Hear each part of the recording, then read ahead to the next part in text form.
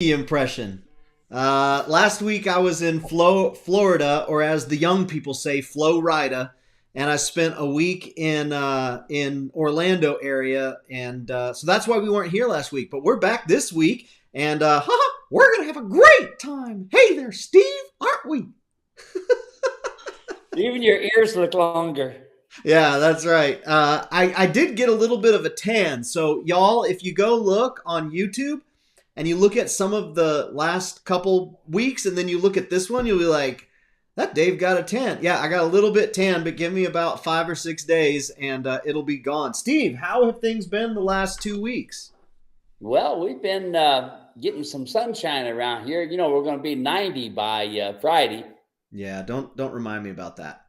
I don't want none of that. Well, air conditions have come a long way, both in the Yeah. car and in the home. So we'll just go ahead and rely on that. You got anything growing in the garden right now? Anything getting ready to harvest? Well, actually, Susan right now is making grapefruit juice and lemon juice. We just harvested off all of our trees. And she just planted our tomatoes and squash and some of the other stuff that she's planting right now. So it's looking pretty good. That's going to be a lot of fun. Well, folks, if this is the first time you're ever hanging out with us, I want to say welcome. My name is Dave, and this is Steve Edwards. Steve has been working with Mules since about 1981, so that's 41 years, and I'm 40, so just before I was born, he started working with Mules.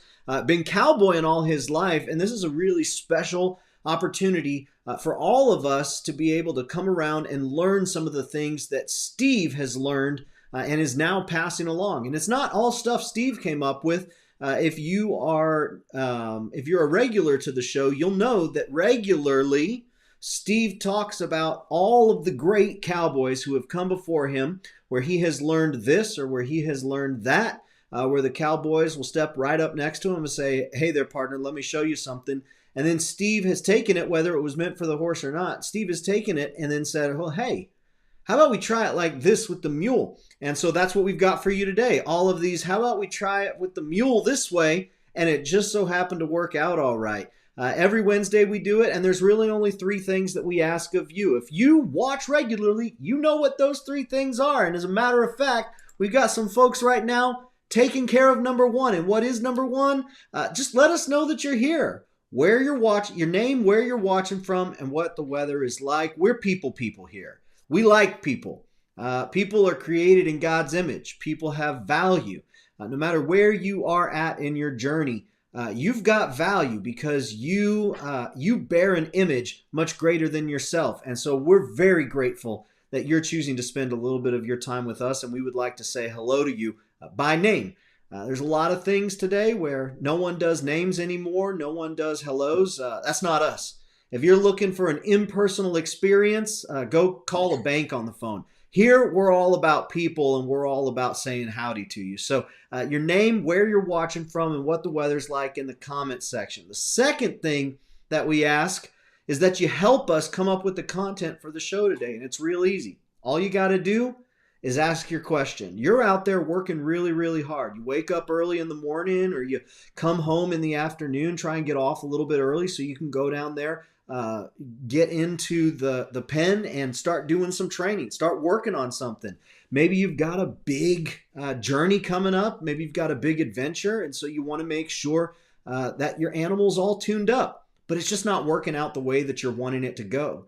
And you'll try once, you'll try twice, you'll try 3 times, and you wind up feeling like you're the Barney Rubble of mule training. Well, we don't want you to feel like that. We want you to feel like you can go out there and you can do anything.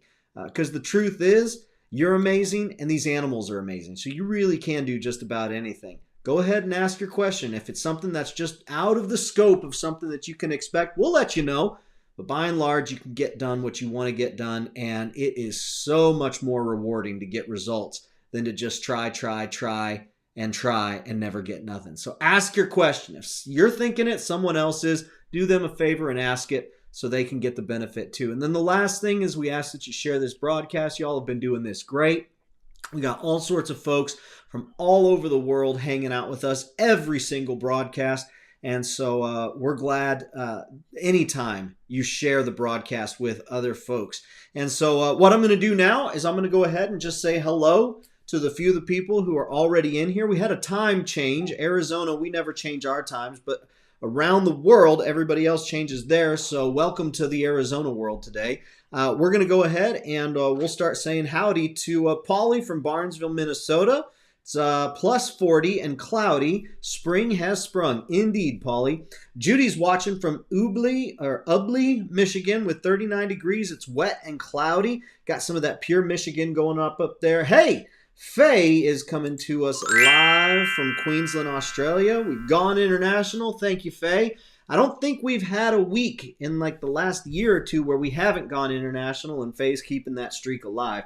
David is watching from East Texas, 60, windy and sunny. I love your Tell coffee. It's very fresh, smells and tastes great. What's he talking about there, Steve? Oh, man. Well, I got this deal called Ask, Tell, Demand when it comes down to training.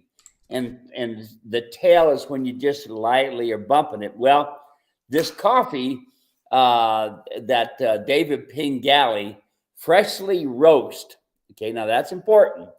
He freshly roasted his coffee and he sent me some. And it had a picture of me on the front with my come-along hitch and a really nice donkey. And he says, here, we decided to make you some coffee for me personally. I thought, well, that was kind of cool. I'm going to share this coffee with other people. So it's the milder of all three of the coffees. But folks, when you get it, it is freshly, man, prepared. It's not like it's been in the can for quite a while or yada, yada. He roasts it and then he sends it that day. And the majority of you get it within 3 days. Some of you get it within 2, but it's great coffee, huh, Dave? It is really, really good stuff. I'm a coffee drinker. I don't know if I've said it in a while, but I have a rule about coffee. My rule is I get 1 cup of coffee for every child in my family. So every day right now, I get 3 cups of coffee. Breakfast, early afternoon, and afternoon. If it's after 3 o'clock, I can't go to sleep. So no more coffee for me today unless it's decaf. But it is very good stuff. I just put a link in the comment section, y'all. You can check out, get yourself some Come Along coffee. And as a matter of fact, I'm going to put a link. I put a link in the comment section as well for the clinic we have coming up next month. Now, I told y'all you could come as a participant or a spectator. And I said, if you want to come as a participant, you got to get it quick. Well, it's coming to fruition here. We have sold almost half of the participant spots, and it will fill up before the time comes. So I put a link in the comment section. We'd love to have you come out, spend a couple days with us. Bring your animal if you can make the trip with your animal, whether you're local or you'll be crossing state lines. It's a lot of fun. We're going to have a good time meeting one another, learning together, and we're going to have some great meals together too. And, all of the best things all of the best memories happen around the meal table. So check out that link in the comment section. We would love for you to come out. I've had quite a few people emailing me, just asking questions here or there, and I sure hope that you watching right now are going to come out and spend time with us. And if you're watching on the replay, come out and spend time with us. Let's see here. Courtney is watching from Point McKenzie, Alaska, watching in rainy Detroit, Michigan today. So where is Point McKenzie in relation to Anchorage? I got family in Anchorage, Courtney.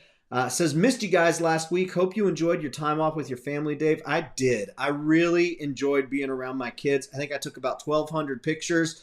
Glad I don't have to pay 32 cents to develop each and every one of those. Lisa's watching from McEwen, Tennessee, getting my mule ready for Mule Day in Columbia. That'll be fun. Candy's watching from Indiana, says it's rainy and windy. Ella is watching from Pennsylvania, loving the journey with my mule. Man, that is what we love to hear. Loving the journey with my mule. That should be printed on a t-shirt right there. Wear that t-shirt every day. That'd be a lot of fun. Thanks for sharing, Ella. Laura is watching from Tennessee. Jacob is watching from snowing Minnesota. Ella has our first question of the day. This is one that I think there was a stretch of about 6 or 7 weeks where we got this question a lot, and it hasn't come around very much the last several months. But the question is, Steve, do you lunge mules? And if so, how do you do it? So what is lunging? And do you lunge mules, Steve? Answer is no, I do not lunge mules. And the lunging is this. You take a long rope, you attach the rope to the halter, usually with an oversized snap, what people do. And then they have the animal go around them in a big circle.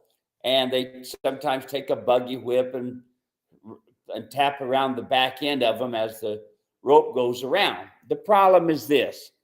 Mules are very, very sensitive about their nose. They care more about their nose than they do their mouth. And since they do, when you have that long rope, you have a lot of leverage on that rope. And if that rope is adjusted properly down 2 fingers above the nostril with the knots, then you are putting a lot of pressure on that nose, not only from the weight of the snap, but from the weight of that long rope and the leverage of it. So as you're doing that, you're making the mule with the whip, tapping it toward the back of the mule to go forward, getting it to go around. A lot of people like to warm their mules up, their horses up before they climb aboard. They think it's going to keep them from causing problems, and it don't. So no, I don't do it. The reason I don't do it is because the majority of the time you're over pulling too much leverage on that, and it makes the mules very uncomfortable, and they will get to where they will. Here's the problem: you will tighten, get them. They'll put so much pressure on that rope, trying to keep you from pulling on them and putting a weight on them. They'll tighten all 5 major neck muscles and the throat latch, and they will learn to get away from you. The next thing you know, you're mule skiing. That's a great question. Like I said, there was a stretch where we got that a lot. It's been a little while. So, Ella, I really appreciate you bringing that back up. Folks need to know that. It's a very, very important thing to state, because a lot of folks will go and start doing lunges without knowing that that's not going to be beneficial in the long run. One of the things that we'll talk about, if you are regular, you've heard us say it, is we got Steve doing wardrobe changes today. We've got... He's a thespian over there, getting wardrobe changes, getting ready for different scenes and scene. There we go. One of the things you'll hear us say is that, hey, you think you just corrected a problem, and maybe you did, but you don't realize it until 6, 7, 8, maybe even 9 months down the road. Heck, it could be 2 years, and you start seeing another problem. And then you come to the show and you type in the comment section, Steve, I'm experiencing this problem. And Steve says, well, have you been lunging? And you're like, yeah, I started lunging about, 6 months ago. Well, you need to stop that, and here's why. So that's what we really try to do here, is make sure that you don't just fix one problem and create new ones, but you get the whole picture. And we'll give you the details. You go out there, you're an adult, you're an owner, you're a rider, you can make the decision for yourself, but we will tell you what has worked for us. So next here, we've got David saying, I'm going to order your surcingle and britchin for my yearling Molly. Would you recommend at that age to get your saddle pad and breast collar as well, or should I start simple and work up? Yeah, just, you can take your surcingle is an extremely important part of your mule staying tuned, and not just tuned, but to build a foundation as well. So I got a colt, you got a colt here, and you want to build a foundation. Well, here's this surcingle. It's the first thing on his back. Okay. He needs to learn that whatever you put on his back is good. And then you have a small cinch and you tighten up the cinch. He needs to find out that cinch is not a bad deal. So I usually start with just the surcingle with the breeching. And yes, you can put a breast collar on it, but it's not as important as the breeching. Because of the mule, the way he moves, that surcingle will go forward, and you need to have a breeching. So that's that part. And then you adjust a rope halter, use the rope halter to start with as you're doing your work. That's the only time that I really suggest using a rope halter really consistently. The best thing you can do for your yearling mule is come along work, ground work. That's the best thing you can do. Pick up all 4 feet. And most of all, the most important thing is to keep the tires, i.e. his wheel, his hooves, keep them balanced, flat and balanced, and at the right angle. Same angle as the shoulder, same angle as the foot, front and rear. Then when you get that angle correct, then your mule is going to have straight legs. Can you add the saddle pad later? Absolutely.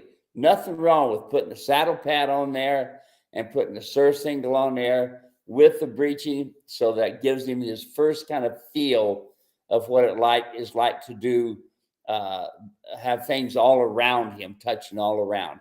And then I tell you what, I've even taken in the past and used 2 surcingles so that I've got a rear cinch and I've got a front cinch. And I've also taken my surcingle and I've moved it back, kind of like a rear cinch, and then adjust my breeching accordingly. So see, you can move it forward and back. It doesn't have to stay forward. The surcingle can also be moved back, kind of like what a rear cinch would be. And of course, there you would adjust your breeching accordingly, and then your strings coming off from your halter correctly to your surcingle. And then when you go into your bridle and your mule rider's martingale, you'll use your mule rider's martingale and tie into it. And there again, your surcingle can be back where your rear cinch is going to be, or it can be forward where your front cinch is going to be. Or you can put together 2 of them. There you are. Very good. Awesome. Great question. Thanks so much for asking that, David. Next question. This one comes in from Mariah over on YouTube. She says, I do have a question. Backing a horse with pressure and body language. However, the method that you describe is for backing a mule is similar to backing a horse with pressure and body language. However, if you're in an emergency, you should not have to keep adjusting the come along. I would use a rope halter to get the pressure points, still using the nose. What would you say to that? No, your come along rope is superior to your halter. You're superior to your halter. When used in that come along rope, the nice thing about it, when the mule does what you want, i.e. back up, as he backs up, the come along hitch will be going from being snug, and as he backs up, it'll be loose. So it gives him release of pressure. With a rope halter, it does not. You still have the constant pressure there. So you're going to have the mule standing in front of you with the come along hitch, and you're going to shake it right, left, right, left. And as you're doing that, the mule will stand there and look at you. Sometimes will respond, which would be nice. And if he doesn't go right, left, you ask, and then you take your hands going from this way to bumping. So you're going to go from a little bit of pulling, right, left, to then change your hands and bumping. Bump, bump, bump, ask, tail, and then demand. Bump, bump, bump, bump, bump until the feet move. At first, the feet will stick. That's okay. But no, absolutely, hands down, your come along hitch gets you superior more work than your rope halter will when it comes down to backing, turning, and this sort of thing, stopping. If you need any proof of that, come out to the clinic this April. There's plenty of spectator spots, only 6 participant spots left. And Steve, I don't know if you know that we did this, but we actually said, hey, you come out as a participant, second participant's not free, but half price. You come out as a participant, second participant's half price. So I hope you're okay that we did that. But y'all come out, bring your animals. You will see the power of the come along rope. You will see just how much you can get done when you allow the rope to work for you. You're not going out there making it work, trying to do this sorts of stuff. You get out there and you allow it to work for you. Very subtle difference that makes a majorly visible impact. So great question there, Mariah. Come on out to Queen Valley Mule Ranch in April. We'd love to have you. Let's see. Farah is watching from Utah. Ella is watching from Pennsylvania, where it's a little rainy and 50. We've got another question. This one is from, oh gosh, she said her name. Courtney. There we go. All right. It's Sardogs too, but it's Courtney. Question that has been burning my husband up. Steve, how do you picket, hobble, or highline tie your mules overnight when there is a good chance of encountering grizzly bears? How do you do it when you might encounter some grizzly bears? You know, there's nothing you can do about that, because that grizzly bear can even outrun your mule. Yeah. I've tried to chase bears, and I have chased bears in the saddle, but they have fast, pretty quick, outrun me and my mule on the side of a mountain. They know how to run up mountains, and a grizz the same way. Nothing you can do. The best thing you all can do, you're in grizzly bear country, put a hot wire, nose high, all the way around your animals and your tents as well. If I was you, a little hot wire on a solar panel really makes a lot of difference. And when they get that little zip, yeah, it makes them turn and go, usually when it bumps on their nose. But them grizzly bears, ain't much you can do with them. You know, I've got a buddy of mine that got really tore up bad with a grizz here about 6-7 years ago. Vietnam veteran. He's used to being in combat, and he says that grizz ran and hit him so fast before he even had a chance to turn the gun toward him to point the trigger, to pull the trigger. Just, I mean, tore him up. Helicopters couldn't get to him, and they ended up using a big horse and coming getting him about 3 o'clock in the morning. All right. I got my next question here. Carol left a comment on one of our YouTube videos. She was watching one of our replays. And Karen, super glad to have you watching. I hope you can join us live sometime. We've made all sorts of just awesome friends through this program. And something tells me you're awesome too, and we'd love to have you join us. She says, I'm looking to buy a pair of mini mules for driving. I need to know the ins and outs of mules. So I figured we could take a second here, Steve. Maybe give Carol a few things to consider as she's looking to buy this pair of mini mules for driving. What might she want to keep in mind? Okay, number one thing, folks, is always disposition. My favorite color is disposition. My favorite training is disposition. My favorite mule is disposition, period. Okay, so you're going to look for disposition. Next thing. It's really hard to find good confirmation on mini mules, but look for confirmation. You're not riding them, you're driving them. But the big thing you need to do, the next thing, is get education.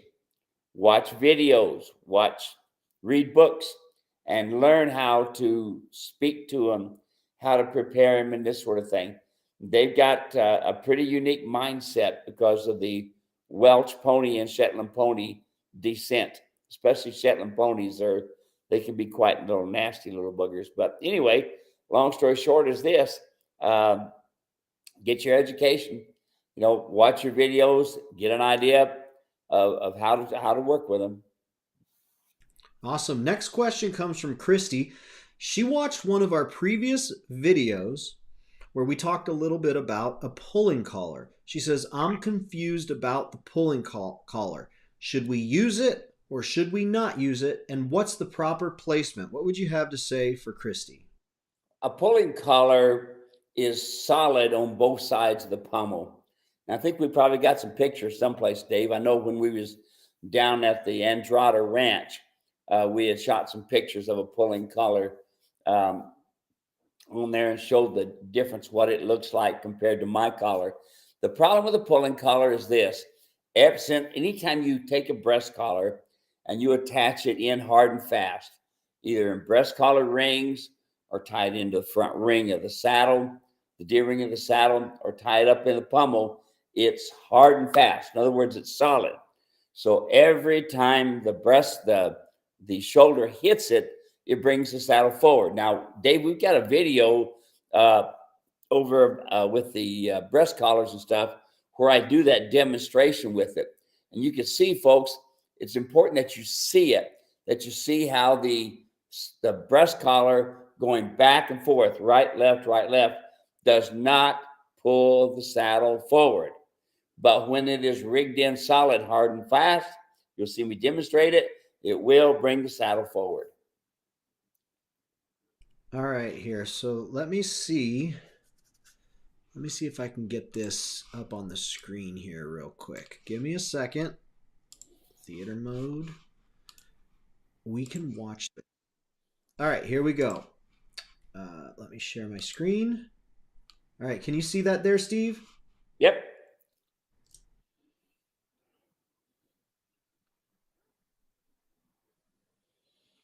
Do they hear the sound?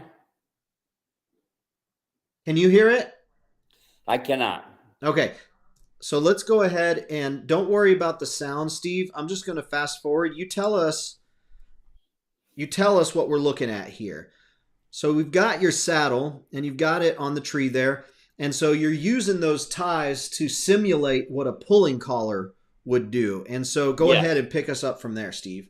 Okay, so you can see how it's in there hard and fast. And every time the breast collar... Are you there? Can you hear me? Yeah, I can hear you. Can you hear me? Every time... Did we lose you, Steve? No, I'm talking. Oh, I cannot hear... Oh, I can hear you now. Okay, there we go. All right, you got it? Yep, you're good. Go ahead.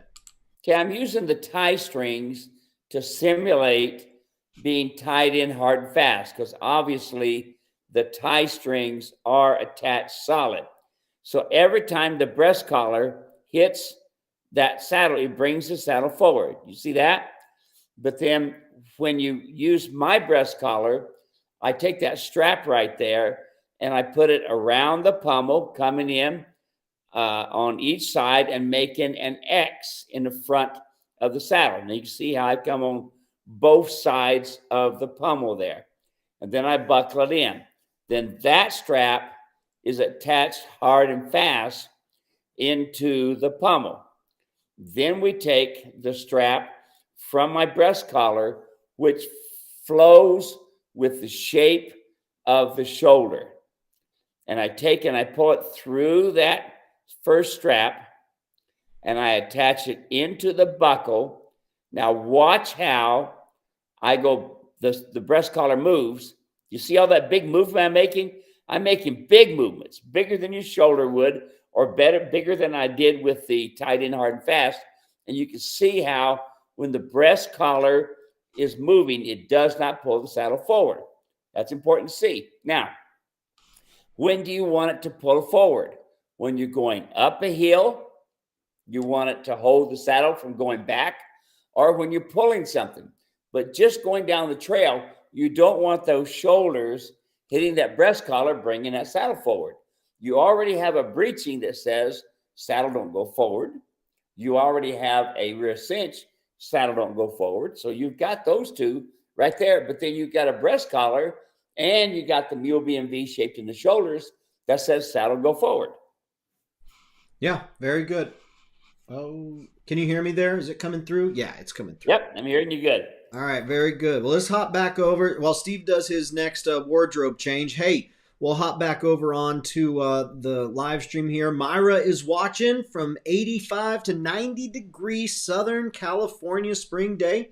Leroy is watching from Ohio. We got Nora watching from Central Florida. Says, I have a pair of pony mules that I'm going to train to drive. What is the most important thing to do with them initially? It is 80 degrees out here, sunny and breezy. Sounds like she's ready to get out there and enjoy that 80-degree sunny, breezy weather to train these pony mules. Steve, what does she need to do first? Well, she first, if she's already got them, then she's already found out what their disposition's like. So the next thing is you need to drive them one at a time. I've got some different videos out there, Dave, where I talk about foundations of driving, and then foundations of driving one, and then foundations of driving singles. And the one that's for the singles is for donkeys, but it still shows you what your hands do, okay? which is very, very important. So don't get in a hurry and hurry up and hook them into a wagon and go. Do your groundwork first. Follow behind them, taking a rope and tying it into the lower hame ring, coming around behind both mules, around to the other mule, put it on the lower hame ring. That keeps the two mules together.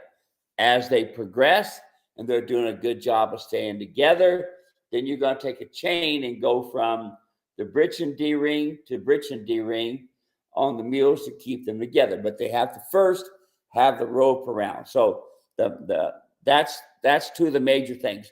My number one thing would be singles. Hook them into the single. Hook your bit into them. Do not use a smooth snaffle bit. If you use a smooth snaffle bit, they don't care about their mouths, and they will run right through that smooth snaffle bit. I've designed a double twisted wire, full cheek bit, and I've got all the way down to 4 inches if you need. And that's the perfect bit to teach them. First, do single work. Folks, it's just like riding. It's not important to drive them until they're first soft enough in the face to be able to control them. Now, let me tell you this, Dave. Driving is one of the most dangerous things that a mule owner can do. It's extremely dangerous. It's the best way I know to get yourself seriously hurt. And I've seen wagons after they've been in wrecks, they look like toothpicks, especially the folks who want to get a doctor buggy, because a doctor buggy looks so cool. No. Get something with rubber tires, get something with hydraulic brakes. But first of all, train the mule to give to the bit and to be soft before you do any type of groundwork or anything like that. The videos will help you out. Yeah, that's great.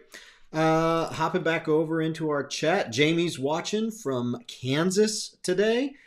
Bill is sharing out to the Mules of Ohio and the Mules of Indiana. About 65 degrees and a few storms moving through. Thanks, fellas. So great, Bill. Hey, Dave. Appreciate it. Yeah. I just got an invitation from, I think it's either Bill or Mike. I have to look at my email, from the Mules of Ohio. And they give me an invitation to come there to train mules. That'd be awesome. So I may be doing a clinic there from Mules of Ohio. Awesome. So they got 1,200 members. Bill, let's get it. Let's make it happen, Bill.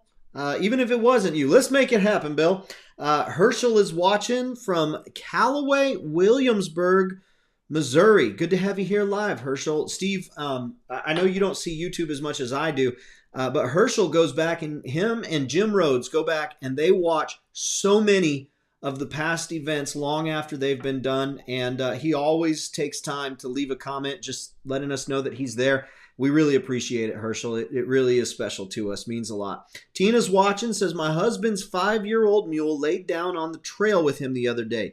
We were in soft, spongy mud. He hopped off and pulled on the reins to get him to stand back up. Why did he lay down, and how is the best way to handle that? That's a great question, Steve. What would you do in this scenario? My favorite thing is to take a canteen of water and pour some water in his ear, because a lot of times, now there's lots of reasons. I'm going to give you one reason. One reason, he's just flat tired. He's had enough. I don't know how much riding you've done with this mule, but he's just flat tired. Next reason, the cinches are in the front are too tight, and they're bearing down on him, and he'll lay down. Now, they get this from their daddy, the donkey. Donkeys are very fast about doing something like this. The other thing is, you could be wearing a crooper, and a crooper can be one of the reasons saying, hey, my tail is sore from the pressure here. Awesome. Yeah, they're always telling you something. And one of the things that's great about this show is if you're not sure what they're trying to communicate to you, you can come here, and Steve knows because he's made the mistakes. So you're in really good company here. Let's see. Courtney says, the Ogerses like the demand. Oh, her family likes the demand coffee. Laura says, how about doing a virtual clinic to audit from home? That's a great question, Laura. And you know what? I would love to do something like that. It has to do with internet access and being able to provide something live while we're out and about. And the ranch is not as remote as it once was in terms of cell phone signal. It's a lot better, but it can get a little bit spotty. But it's on my mind. It's something that I've been thinking about. We'll see how we can make it happen. Great question, though, there, Laura. Appreciate you wanting to see it happen. Leroy is watching from Ohio. 68 thunderstorms warnings, but partly sunny. Good to have you there. Hey, Yolanda's here from the Netherlands. That means we've gone international again. Update on my mule who got injured last year in August. Let's get the update. We moved to a privet stable, a local farmer, and now her leg is healing like crazy. David, look in your messenger. 2 pics, 1 August 2021 and 2 March 2022. I'll see if I can find it there. Yolanda, thanks so much for the update. Courtney says across the inlet, about a 2-hour drive to get there. Sissy is watching. Actually, Lee is watching on Sissy's account. Lee, does Sissy know that you're using Sissy's account? Good to have you here. Jackie is watching from Murfreesboro, Tennessee. Andrea from Altoona, Florida, where it is stormy. Let's see here. Mary is watching from Arkansas. I love my Steve Edwards saddle pad. We love that you love it. We love that we hear people who love to love it. And we love that. Jackie's watching from Placitas. Always good to have Jackie here. Beautiful sunny afternoon. Snow after a snowy start, about 50 degrees here now. Hey, Linda the mule servant. Theo the sweet one-eyed mule. In a tornado warning, rural central Ohio. Let's get Steve out there during non-tornado season to Mules of Ohio. Let's see here. Billy's watching from Canada. That means we've gone international again. Billy, I think this is like 3 or 4 live clinics in a row that you've been here for. Really appreciate it. Billy says, silly question here, but are there any good mule movies or movies with mules? Thanks for the streams, gentlemen. Was a long 2 weeks without you. I don't know that I mean, you could find any Bible movie about Jesus and there'll be a donkey in that, but I don't know about the mule. Do you recall seeing one? There was a movie put out, 7-8 years ago called Mula, M-U-L-A, Mula. It's a Spanish for mule, and it was called Mula. And they had different thoughts on what they wanted to do with mules and stuff. But a particular movie, other than when Festus was riding in on that mule, I don't know of any others. Maybe somebody else out there may. Yeah, it's an interesting question for sure. Julie says, hi, everyone. Julie from Big Bear City, California. We're glad you're here, Julie. Sunny, beautiful mountain weather here. Thank you for these live talks. I just purchased a saddle donkey 3 weeks ago. Previous owner didn't give proper medical care, and now my boy is in surgery. I could use all the prayers that I can get that he will be okay. Thank you for sharing that with us, Julie, and giving us an opportunity to just go through that with you. Hey, y'all, find Julie's comment. It's about the 3:15 minute marker, about 15 minutes into the show. Find Julie's comment and go ahead and give her a reply. Just let her know. If you're a praying folk, let her know that you're praying for you. And if you're one that likes to dedicate thoughts towards something, just let her know that you're thinking about her. Humans love being seen and love knowing that we're being thought of. So let her know that you're thinking of her. Rip's watching. Good to have you here, Rip. Let's see here. Andrea says, is there any place you recommend for buying spurs with the correct neck for a donkey? Rewatching the Spurs clinic, but I want to know if there are any recommended places to buy spurs. Here's the thing. You can go online and you can buy hundreds of different types of spurs, all different types. And you'll hear me talking about how important the shank is, how the shank is built straight or turned in. It's built different ways. It's not that it's built for a donkey, but it happens to be built for you and how your girth measurement is from your top of your wither to the bottom of the mule's belly, and how far your boot is below his belly. So with spurs, it's going to depend on you, the rider, where your boot is in comparison to the animal. So if you want to send me a picture of you sitting on your mule, where I'll see a picture from a back from distance, top of your head, the bottom of the mule's feet, where I can zoom into the foot, then I could probably give you an idea. But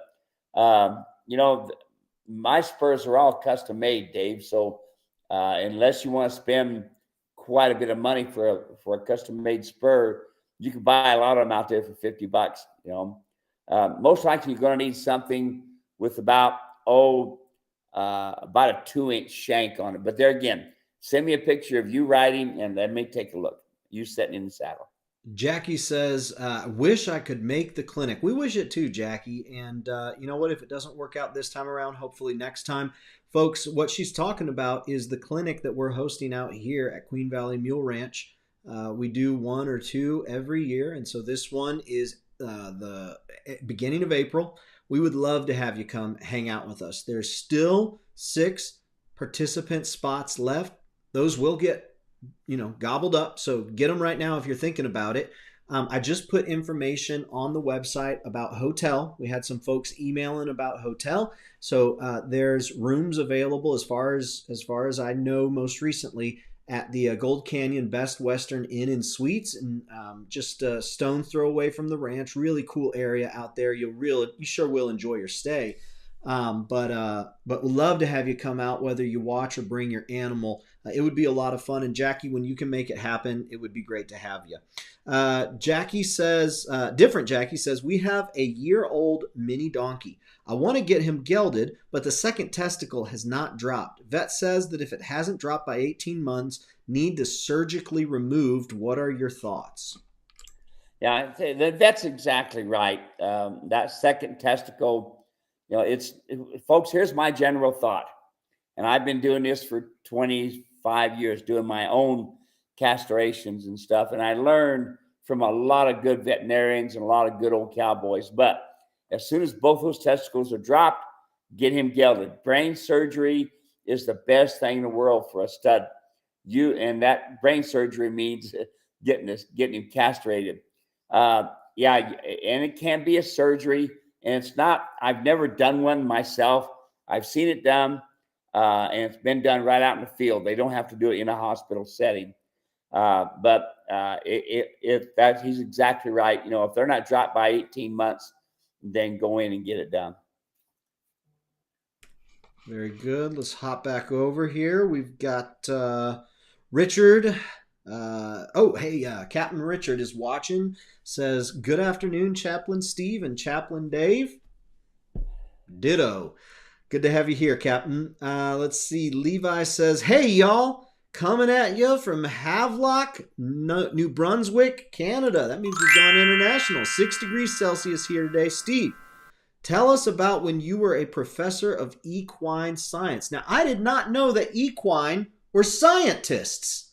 I had no idea. And look they're all sitting there in class with their glasses on and their Bunsen burners, and you're standing in front of them going, hee-haw, hee-haw, hee-haw. You've been around Disneyland too long. A little bit too much. Too much. Yeah. So, well, it's a long story. I'll do short. I had decided to sell some of my own personal mules, and I got a lot of phone calls, and I had this one man come over, and his name was Mark Drummond, and he was. It was amazing. Him and his wife. His wife was a special counselor, but he was the head of the college system in California, and he loved mules. He loved to ride them. Him and his wife loved to ride them, and they come over and they rode my mules, and they spent a week with me. And when I was selling my personal mules, and so while just like anything else, I love to teach. So I was teaching them and showing them how to do it. And so they ended up buying the 2 mules and taking them back to California. So he was the chancellor of the LA community college system. Okay. They called me up, and he called me up and said, Steve, would you come over here and do a clinic for us for the at Pierce College in LA, and I said, be happy to. So I went over there and I did them a clinic and I demonstrated it. And they had a lot of people up in the bleachers and stuff like this. But I didn't realize that up in the bleachers were presidents of colleges and deans of colleges and other professors of colleges up there, professors of different kinds, deans of different kinds as well. And so I had no idea that up there was all these people with a lot of education. So long story short, they brought me into a meeting. They said, we want you to put together the first mule trainers program in the nation and in the world as far as that goes. And I did. I had a high school education, but they sat down with me and we set up the whole program, teaching from babies being born all the way up to older mules being trained, driving and riding and packing.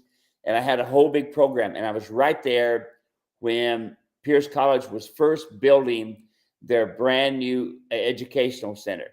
Dr. Drummond bought all brand new corrals. Anything that he said that I needed, he had made. It was his kind of like pet project. And here's the thing about Dr. Drummond, Mark.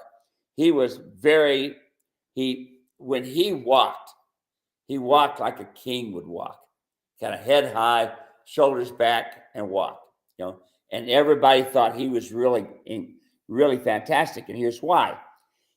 He got California to invest in their college system $1.5 billion. And how did he do it? He took his mule sender and walked in the camera and said, your grandparents used to come to school on this mule, one like it. That's how they come. That's how antiquated your college system is. You give it to me. You give me that $1.5 billion. I'll rebuild your system. And they did. And he went in and built it. What was it? Him sitting on that mule, him with the mule behind him, him going up the steps of the Capitol with that mule, different things like that. And by the way, he knew some Disney producers, and they produced all these advertisements and stuff, Dave. And that's how it come about. So I've got a certificate hanging on my wall right now that says I'm a professor of equine science. Yep. How about that? Giddy up. So not the goggles, not the Bunsen burners, a little bit different than that. Yeah. Maybe one day. Hey, very fun. Thanks so much, Levi. Lisa's watching from Conneaut Lake, Pennsylvania. She has the question, can Steve talk a bit about milk teeth on donkeys' age? I care for 2 donkeys, and that one has lost a front tooth. Another one is coming in. The owner has no clue of age. Thanks so much. Well, you can still mouth a donkey for its age by mostly by using the incisors, the front teeth, which is what I'm thinking you're calling the milk teeth. Now, it depends on how many teeth are in the front. And then if it's a male donkey, he's going to have canines sticking up the side. But you can tell by the front teeth. And then on the side, on the molars, you can look at the Galvin's groove, how it comes down. And there's a dark spot coming down the side of the tooth. It's the same way you age them, the same way as you do a horse. So just put on there on the internet how to age a mule and how to find out how old they are, or a donkey or an equine, how to look at a tooth to see how old an equine is. And it's the same thing as a donkey. All right, let's see here. We got about 10 minutes left. Let's see if we can fly through some of these. I have a hard stop at 4 today, Steve. I've got another meeting to hop into, which is not always the case, but it is today. Let's see. Steve, you have to share where you got your slate gray hat. It's the one with the Montana crown and Texas brim on the top of your hat tree. I need one. You know what he's talking about? Well, I think I do. And that one is made by a guy that was in Colorado, and I'm not sure where he is now. Have him email me. And when he emails me, then I will or text me. Actually, text me, and then I'll shoot a couple pictures and see if I know which hat he's talking about. When it comes down to hats, like this hat here, that I've been switching out just for the fun of it. I don't know if you can see, if I put it right about here, you can see the maker. Oh yeah, KJ Murphy's. Yeah, and he's a very, very good hat maker. He mainly works with the with these. He does all types of hats, but this especially with the working northern cowboy that these hats come from, being a buckaroo hat. Very cool. Daryl's watching in Birmingham, Alabama. We got Sherman Johnson from Johnson's Taxidermy watching in Oklahoma, 56 degrees. Let's see. Andrew says 12-year-old mule all of a sudden quit loading on a trailer. Pins her ears as soon as she gets to the door to load. Used to get on and off with no problem before. Any tips for loading her properly again? Okay, is it a 2-horse, 4-horse, 6? $1. Yeah, we need to know what size trailer it is. Okay, all right. Now, Andrew, what size trailer is it? Do you want to talk about it, Steve, or do you want to wait till he replies? No, yeah, that's important. But folks, don't use a 2-horse trailer. Mules hate those things. And folks, never think it all of a sudden happens. No, it's little by little working toward it's going to happen. Especially the majority of you, if you're using ill-fitting rope halters, or if you're using nylon halters. Don't use either one. Don't. You don't need them. All right? Those, if you're going to load your animals, be consistent with a come-along hitch, load them in, and you got your halter underneath the come-along hitch. Once you get it in there, chain them, take the come-along hitch off, and you're done. The problem is, folks, you're not reading the donkey, the mule, before it happens. And you think all of a sudden, no. The slightest little bump on your hand, when you feel that lead rope kind of tug a little bit and get stiff, he's telling you, I'm not liking what you're doing. So find out about the 2-horse trailer. If it's a 2-horse trailer, get rid of that sucker and get you a 4-horse slant. Mike's watching. Actually, Heather is using Mike's account, watching from Portage, Wisconsin. Lisa says there's a good documentary about the mules that can carry folks down into the Grand Canyon. I learned a lot about them by watching that. So that's pretty great. Lisa, if you figure out the name, let me know the name. There are several. That's pretty cool. Yeah. So look for documentaries on going down the Grand Canyon. Myra says, I watched for Festus and Ruth on Gunsmoke. There we go. Joshua, Storm Rider is a movie about a mule. So there you go. Storm Rider, some documentaries.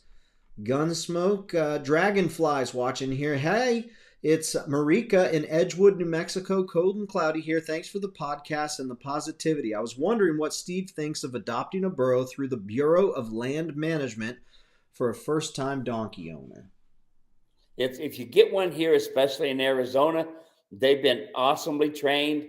They've done a good job of them, and that would be where I would go. If I know for sure about this donkey program because I helped them put it together. Randy is a fine trainer. He's a John Lyon certified trainer as well. He's also asked me to come over there, which I did, and I helped him with some programs. Eric has also been over there and helped him. So I know they've got some pretty good ideas. If I was you, yes, go to the you can go online. You can't no longer go to look at the donkeys. No longer go look at the mules. You have to buy them online and bid on them. All right, let's see here. We've got Marsha watching in eastern Montana. So excited to make it to Mule Wednesday. We've got Carla says, hi guys, sunny, +7 Celsius up here in northern British Columbia. Hey Carla, I think it was you that sent me a message. I messaged you back. Hopefully you got it. Thanks so much for reaching out. Yuta's here from Germany, gone international again. Good to have you here, Yuta. Would it be Uta? Or would it be Yuta or Uta? Let me know. I want to pronounce it the right way. I want to get my German down. Mackenzie is watching. Dave, I got a 13-year-old mule. I want to use him to pack bears and deer out with him. What is the best way to teach him to pack wild game that he's never, ever been around? Steve, I'll let you take this one. Well, when it comes down to packing game, folks, it's you never know how they're going to act. You never know. Even my wife's mule, as good as she was, as much game as she packed out of all kinds, she still once in a while would have a problem. Come along, hitch, come along, hitch, come along, hitch. Now, if I was going to do it, I would take plastic garbage bags, those 35-gallon types, and I would put each piece of meat inside that garbage bag, and then I would wrap it up tight, put it in my bags, my pack bags, and then I'd put it on the animals. Don't be foolish and try to put a little bit of Vaseline on their nose or put some blood on their nose. You're liable to get a paw on you on the head. Don't do that. But now listen, don't leave your meat in the plastic bags. When you get back to camp, put them in bags so that the air can go all around the meat to keep it from spoiling. But what I'm trying to do is keep you from having a minimal amount of smell. They can smell that dead animal a half a mile away, probably even a mile away. So don't think you're going to get completely away from it. Try to go upwind. Try to have it so that the animal cannot look back and see what you're doing. So as far as they're concerned, you're just putting some stuff in the pack outfits. Very good. Let's hop back over here. Hey, Jerry's watching from Montana. Just finished working with the Molly Mule, Silly Sally. Good to have you here, Jerry. Glad you came in to spend some time with us. Linda says, my animals with undescended testicles had to go to OSU Veterinarian Hospital. In my honest opinion, in my honest, IMHO. IMHO. That's isn't that like how the young people talk? Linda, isn't that how the young people talk? What does in my humble opinion, there she goes. She's talking like the young folk. Awesome, Linda. In my humble opinion, better to transport them to a facility where they do how do you say that? I've never been able to say it. I can't say it. The something surgery every whip stitch, rather than have your large animal vet struggle with a procedure he or she might have done once in college. There you go. Thank you, Linda. Tanya's watching from Colorado. Carl is watching from Utah. Have a 1-year-old BLM Burro, wondering if toys are a good idea, and if so, what do you recommend? You know, sometimes some of them like messing with toys and others don't, I've never thought about having a toy for animals, but I know people do. And I know some of them love to get it, a big ball with a handle on the end of it they can shake around. But I wouldn't know where to start. Nolan's watching from North Dakota. Most of the snow is melted up there. Hopefully it's not too slushy. Let's see. Lisa says, thanks so much for answering my tooth questions. We didn't realize he was so young. Yeah, a lot of folks, they're told something, and whether it's because the person knows that they're not saying the right thing or thinks they're saying the right thing or just repeating that, hey, that's what I was told. It's hard to tell until you actually get in there and figure it out for yourself. So very good. Let's see here. Megan is watching 70 degrees in Idaho. Judy is watching from Texas. Lee is watching from Lincoln, California. Judy says, I have a handmade hat like that. You know what we ought to do one of these days? We ought to do a parade of the hats and just have folks send in pictures of their hats and make a little slideshow and put some music to it. That'd be fun. Andrew's watching. Says it's a 3-horse slant, Steve. Good. All right, 3-horse slant. That means he can move the panels out of the way. Perfect. He's going to need my video trailer loading, and he's going to need my come-along hitch. So I would strongly suggest that's where you're going to start. I'm getting the link right now. You're running out of time too, buddy. Yeah. We'll get it here. We'll get it. All right, here's the link, Andrew. Actually, we've only got a couple questions or a couple comments left here. Let's see here. Judy goes, oh no, I just traded my 4-horse for a 2-horse with a big tack room, but plan to take out the divider. Does that make a difference if you plan to take out the divider? It helps. But, folks, I have seen these really nice mules go in and out of trailers, no problem at all, including some of mine. And then when one day you try to load them in a 2-horse and they are done. 4-horse should be the minimum anybody has. And the reason I say that is you got friends that's going to go along with you. You're going to be taking pack animals out and this sort of thing. And a 2 or a 3 just isn't quite what you need to have. 4 would be a minimum, and slant is awesome. Let's see here. Hannah is watching from Florida where it's raining. A lot of rain across Florida. Big state, lots of rain. And let's see here. Okay, Linda's helping me. Cryptic orchid. Orchid. There we go. Crypt orchid, like the flower. Hidden testicle. There we go. And that's how we'll end it on hidden testicles today. Thanks so much, everyone, for hanging out with us today. That's pretty good. Hey, sincerely, though, really grateful that y'all are here. We know you could spend your time on Wednesday doing lots of different things. And it sure is cool that you spend some of your time with us. Steve, it's good to be back. I know we'll have lots of good stuff to talk about next week. Anything you want to say before we're done here today? Nope. Next week, I'm going to give away a participant pass to come to my clinic. Woo, Nelly. So here's the deal. When you are, this is going to be the question, okay? Why do I have to have a bigger cinch on the back than the front? Why is that? Okay. And then you all get ready with your answers, because next week we're going to give away a free participant. That saves how much money, Dave? That saves $450 for a free participant. You've never done that before. I'm actually kind of surprised. It's neat. Yeah, Dave, I'm glad you're doing it, but that's neat. Dave, one day. Oh, one day. Yeah. 1 day participant. So half of that. Yeah. There you are. All right. Well, we'll Very good. Give that a try. Awesome. Thanks, everyone. See you soon. Bye-bye.